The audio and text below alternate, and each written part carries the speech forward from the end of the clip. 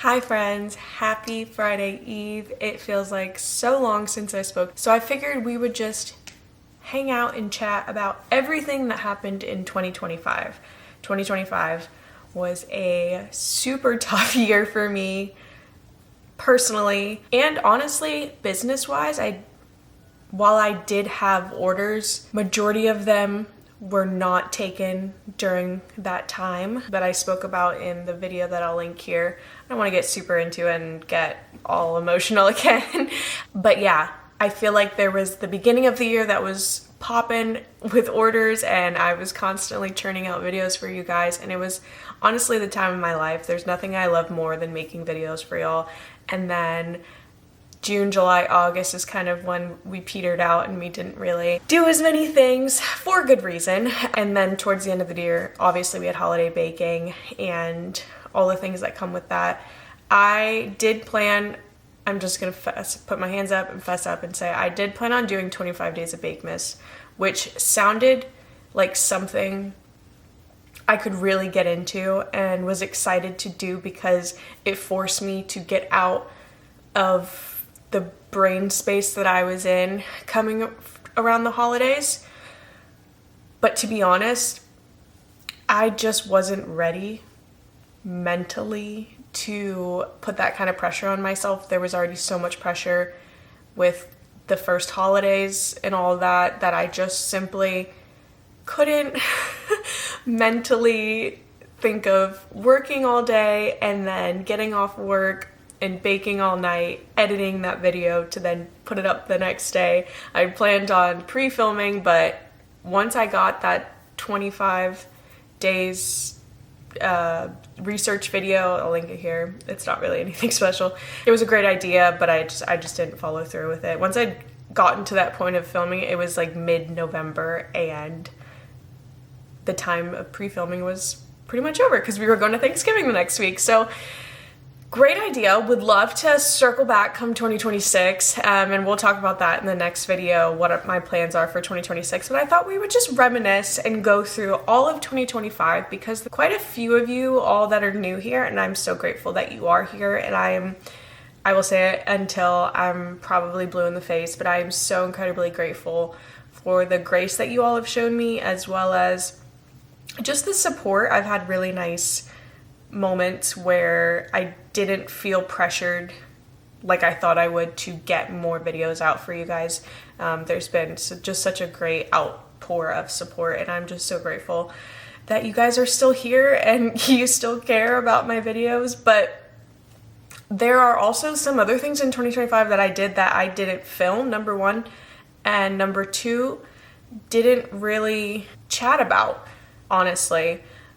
I feel like when I first started this channel, I was so deep into my baking journey, and I do love baking with all my heart. I think it is the best thing that I've ever discovered about myself. I think it is such a joyous act to be able to bake something from scratch and share it with a friend or share it with a neighbor, share it with someone who's dealing with something. I was able to completely neglect the cost of supplies this year and really gift and give my bakes to people who were new moms, who were kind neighbors, who let us use their ladder all the time. Thank you so much for doing that, because my husband does not need to be on the roof anymore.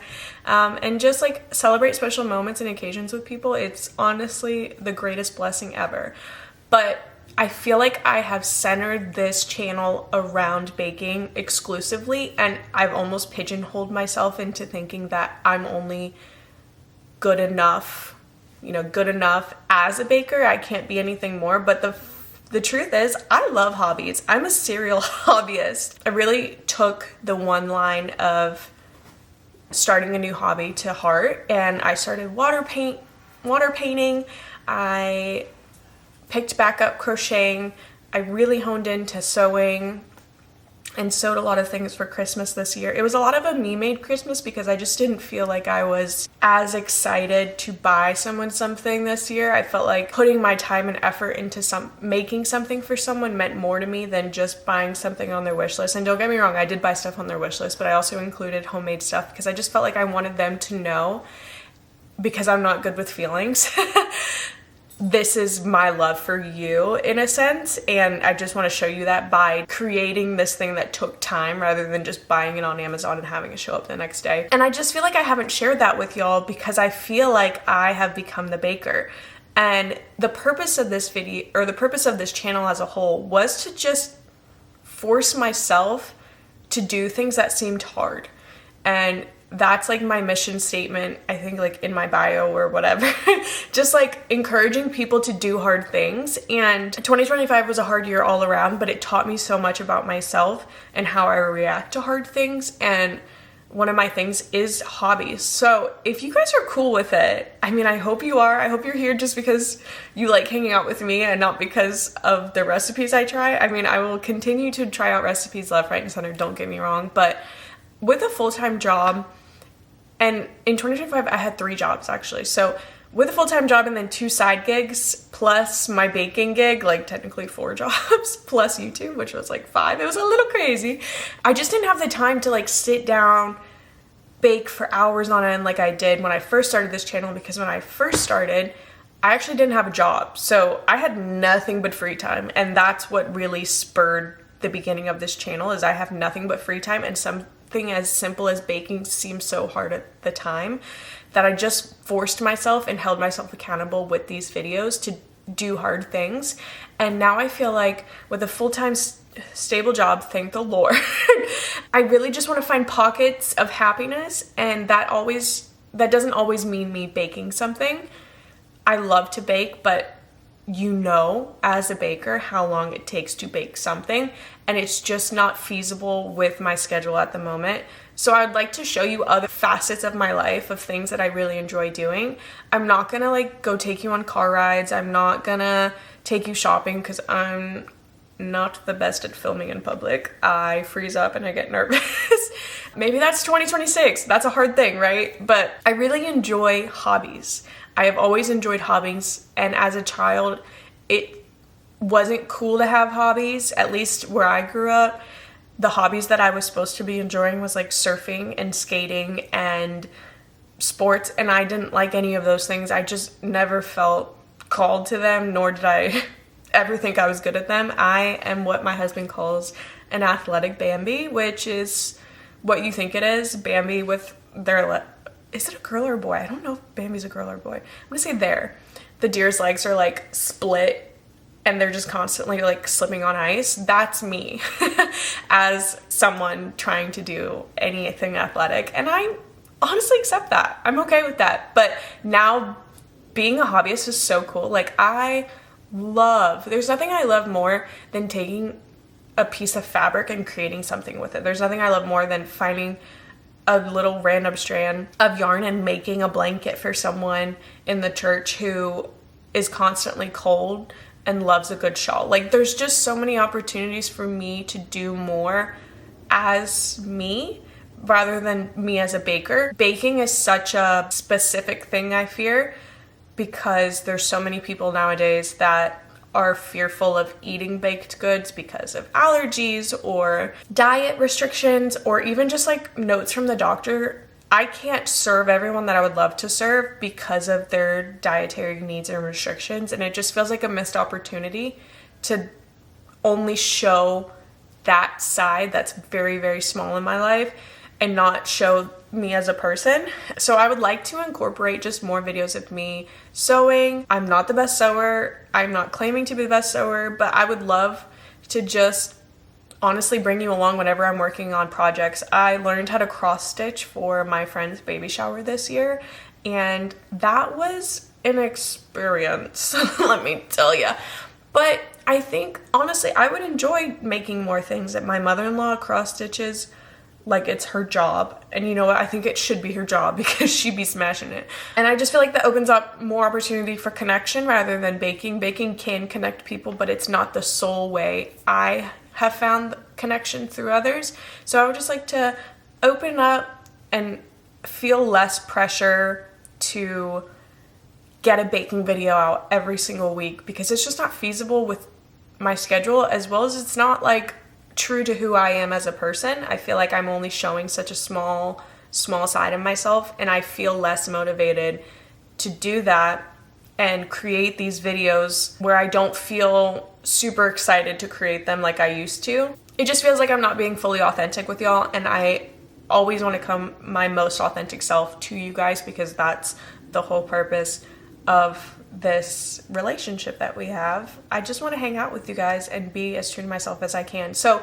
if you're cool with it, I would like to start including more of my hobbies, because baking is also a hobby of mine, but not make that my sole purpose in life. I would like to start gardening. That was the whole point of the name Happily Homegrown. I had planned on literally growing things to then include into my baking. Haven't learned how to grow things yet. I am scared of that. But that was like the whole thought process behind the name and the channel, was to simply grow things or make things. Happily Homemade was obviously taken because it's a great name, and I just felt like homegrown was a better way to all encompass everything. I'm not gonna make fabric from scratch. I don't have any sheep. I don't think I could come up with like a really good pattern to make. So I'm not saying like anything I make sewing wise, crochet, cross stitch wise is gonna be homegrown, but just the aspect of creating things from home and sharing them with other people is kind of where I'm at. That was a super long-winded way of saying I would like to just share more of my life with you guys and feel more open to that, honestly.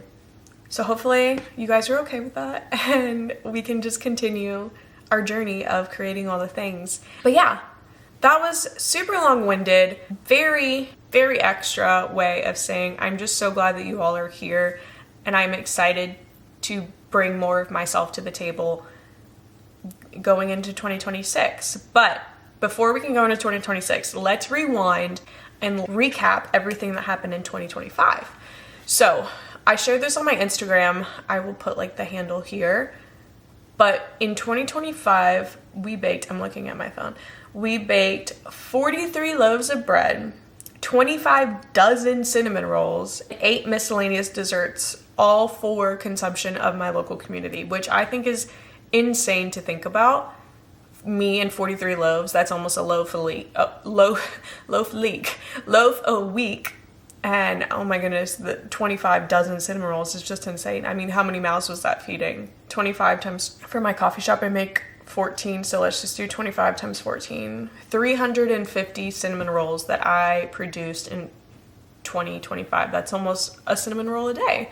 That is just crazy when you put into perspective the impact small business baking can have on a community, and I'm just so grateful that I still have the opportunity to do that. Like I said, I'm just in awe of all the support and grace everyone has given me on this channel as well as locally. It's been such a huge blessing. It hasn't all been good. So let's get into the misses of 2025. Okay, miss number 1 was the British scones that I made with clotted cream. While the scones, however we want to pronounce them, were baked well, they were not an exact replica of what I had when I was in England. So for that, I'm gonna say it's a miss. It did curb my craving, but it didn't taste the way I thought it would. Now the clotted cream was a complete fail. You can see in the video, I'll link it here. It just didn't, I don't want to say clob up, but like it didn't clot. Okay, that's why it has the name Gabby. Okay, it didn't clot the way I had pictured. It felt like it was almost in the oven for too long or too short. I couldn't really tell you because most of it was still liquid at the end, and there should have been some liquid, but as far as liquid to clotted cream ratio, there should have been more clotted cream, and it just didn't taste how I remembered. Now I will say the last time I had clotted cream was in 2012. When we went for our honeymoon in 23, we didn't have any clotted cream because my husband has a very select palate on things that he eats, and me having clotted cream just was not a part of that.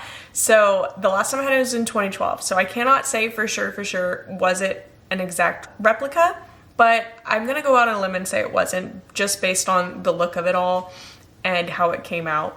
But it was a great thing to experiment on and kind of see if it was possible to translate British recipes to American baking items as such. So that was a good first step because there was a lot of recipes I had completely disregarded because they were for the UK specifically. It was good to try out recipes from the UK and kind of go over that mental hump or that mental block of, no, you can't do this because it's a UK recipe. So that was partially a win and a miss. The next thing that was a miss was that cake that I made for a birthday party. It just was not my strong suit. Whenever I worked at Publix, I think I've told you this, I was in the bakery and I dreamed, I'm not kidding, like I dreamed constantly of being a baker. But there wasn't a baker position or baker apprentice position open, only a decorator apprentice, and we desperately needed decorators, and I just never got the hang of it. It just never mentally clicked in my brain. I could see it and I could understand how to replicate it, but when it came time, it just never looked correct. So my cakes were always awful and I just didn't enjoy it, honestly. I never liked decorating. Now I can do it in a very like makeshift, crafty, minimalist way. I can definitely like the video of the cake that I made last fall or 2 falls ago of that cake, and it was perfect. That was about as much decorating as I'd ever want to do. But as far as like fully icing and then decorating and cut it, I can't do, not that I can't do it, I obviously did it, but I just don't enjoy it. And I don't think I do a good job at it. I think there are plenty of people in this world who would do a better job at it. In fact, I know someone who would. I consider this a fail. It came out how she wanted it to, so it's not like she was super mad or upset about how it looked. And I don't think for my first try since my job in college, it was a terrible miss, but I will say it was a miss because, one, I didn't make the cake. I just used a cake mix. So I feel like that in itself was a miss, as well as I just didn't like the way it turned out, honestly. So I'm gonna call that one a miss. And then getting into the wins, number one thing I love, making sourdough bread into French toast. French toast is just this super sweet memory embedded in my brain of me and my grandmother and my great-grandmother going to this diner in my hometown. And every time we would go, they'd let me have French toast. French toast was not really allowed in my household. Not that it wasn't given, but it wasn't given as much as, you know, when you go to your grandparents' house, you're allowed to eat a lot of sweets. We didn't really like eat out when I was little. So getting to go to this diner and hang out with my grandmas, I just call them my grandmas, it's easier than saying my great grandma, and eat French toast is just like such a sweet memory that I can like almost bring myself back to it every time I have French toast. So this was a really sweet treat to be able to take something I made and make it into French toast, because I have tried making French toast before, and let me tell you, I done messed that one up. I don't know, something about the bread to the egg ratio doesn't make sense, but when you have sourdough, there's almost that steadiness in the bread already because sourdough is so absorbent / thick already. When you have regular Wonder Bread or white bread, there's a little bit of a difference, and I feel like it can structurally fall apart, where sourdough's so firm in itself, you don't ever have to worry about too much egg or too much, whereas like white bread or Wonder Bread, like I was saying, it easily falls apart, and I never felt like I could replicate it like I could that diner. But something about using sourdough, I will say, made a huge difference. And now anytime I have leftover sourdough bread, I do tend to make French toast. So super big hit there. Another hit included in the scones video was a blueberry Danish. And I will say, although it didn't fit into my macros for the day, like I tracked them, it was so good. I loved that video. I think it was an Instagram reel, so I'll try to find the recipe that I found originally for it, but I was able to share it with my neighbor. He loved it. His wife loved it. There was just something so decadent and so sweet that also paired well with the bread. It was a brioche bread, and the doughiness of it, it was just such an incredibly impeccable, I was literally daydreaming about these the other day, mix of flavors that I could have never come up with, but together they just work so flawlessly. And I should probably make those again, actually. Those were a huge hit. I would say that's number one on my list. And then closely following would be the French toast. I have made that before, and I think I filmed it for you all, so that one wasn't as new. So I feel like I've probably already included it in my hits list, honestly. The other huge hit we had in 2025 was using T Mars butter kit. I fatally dropped it on the floor, so I don't have access to it any longer. But using that butter kit really opened my eyes to all the opportunities of different butters I could make. If you are local to the United States at all, there's some viewers who are all over the map, which is amazing. But if you're local to the United States or you've ever been to the States and you've had Texas Roadhouse rolls with their cinnamon butter, oh my gosh, I think about that all the time. And there was actually a recipe in the T-Mars like little booklet that they give you. They give you options of ways to kind of utilize it, which I think is really, really smart and a great way to kind of dip your toes into making more than just butter. There was a recipe for cinnamon butter and I was so excited to try it, and then I broke it. I was so sad. But that was a huge hit. Just being able to save money on butter. Oh my gosh, I run through butter baking in these videos so badly. Even just making my weekly cinnamon rolls. I mean, I'm using half a stick of salted and I'm using half a stick of unsalted every single time. Actually, I'm using a whole thing of unsalted every single time. So I run through butter fairly quickly, and the thought of just being able to make it at home, save money, and then kind of continue that theme of homegrown, it was just so awesome. And I'm so grateful that they sent that to me and I was able to use it for as long as I could. I'm actually gonna buy one just so I can have it in my house again, because one, I need to try the cinnamon butter recipe ASAP, and two, oh my gosh, with brioche rolls, that would be so good. Yeah, I'm gonna have to buy that immediately after this video. But it saves me a lot of money, honestly. Like you're spending at the forefront, but you have to think about all the times you're saving money after that, because I think buttermilk is like $3 a carton and you're using half of a carton every time, so you have 2 uses out of your carton, but you're making 3 to 4 sticks every single time, so you're making that back. Technically, I mean, I'm not very good at math. I'm gonna guess making all 4 sticks would be like $1.50 at the store, whereas now they're like $4.50, $5 at the store. If you're planning on making a living out of baking, I just don't feel like that's sustainable, especially if you're a cottage baker. If you are a full-on commercial baker, I think you could probably make it make sense. But as far as like cottage baking, every single cent counts, because you're putting so much time and effort into it, and you don't have, most of the time you don't have commercial machines to make these things very fast. So like time and money is so important when you are a cottage baker. And I just think, why not make something at home if you can? It was so fun too. Like you can see in the video, I'm just like literally cranking that thing, and you can just sit on your couch, watch TV and crank butter. Like this is what dreams are made of, truly. I am so glad I got that. I will be repurchasing again for sure, because I need to try that now, the brioche buns. That sounds delicious. But yeah, very slow year. I told you a lot of things happened personally where I just didn't feel right headspace to be filming a lot.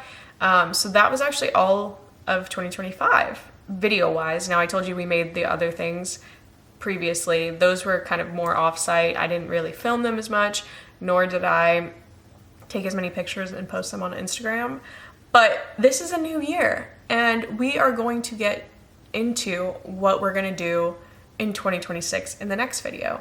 But thank you so much for being here, for constantly interacting and being a part of my life. I'm just so incredibly grateful. I know I keep saying this, but I truly am, and I need to find synonyms for the word grateful in my thesaurus, but I'm just so honored that you all still choose to be here, even though my upload schedule seems wonky, even though I'm not making as much as I used to, even though circumstances have happened. I just want to say thank you so much from the bottom of my heart for still being here, sticking around, and for wanting to be a part of my life, because I want to be a part of your life.